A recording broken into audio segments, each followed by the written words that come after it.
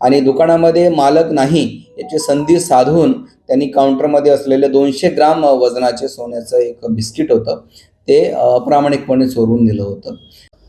तहसील police station येथे अपराध क्रमांक 210/2025 कलम 306, 317(2), 3(5) भारतीय न्याय संहितेनुसार एक गुन्हा दाखल करण्यात आलेला आहे.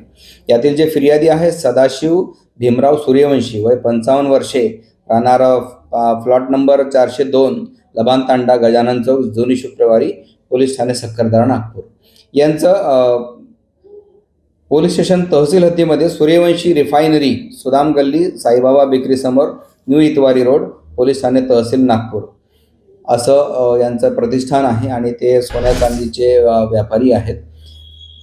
यामध्ये यांच्या दुकानामध्ये वैभव भाऊसो मालगावे, वय 30 वर्षे, राहणार इचलकरंजी, तालुका हातकणंगले, जिल्हा कोल्हापूर हा कामगार कामाकरिता होता आणि दुकानामध्ये मालक नाही याची संधी साधून त्यांनी काउंटरमध्ये असलेले 200 ग्राम वजनाचे सोन्याचं एक बिस्किट होतं ते अप्रामाणिकपणे चोरून नेलं होतं आणि सदरचा गुन्हा पोलीस स्टेशन तहसील येथे दाखल करण्यात आला होता.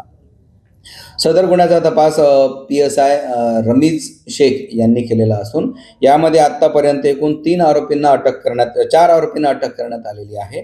त्यामध्ये वैभव भाऊसो मालगावे, जगन्नाथ प्रकाश जावीर, चेतन प्रकाश जावीर, प्रशांत नानसो मोळीक हे सर्व आरोपी जे आहेत ते पश्चिम महाराष्ट्रातील सातारा आणि सांगली जिल्ह्यातील आहे.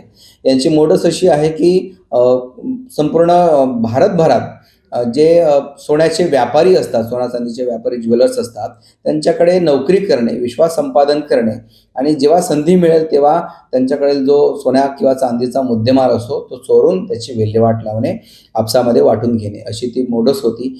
यामध्ये तांत्रिक तपास करून PSI आमचे जे PSI आहेत रमीज शेख त्यांनी उत्तमरित्या तपास केलेला आहे आणि अद्यापपर्यंत 155 ग्रॅम म्हणजे जवळपास 16 लाखाचा मुद्देमाल आम्ही रिकवर केलेला आहे.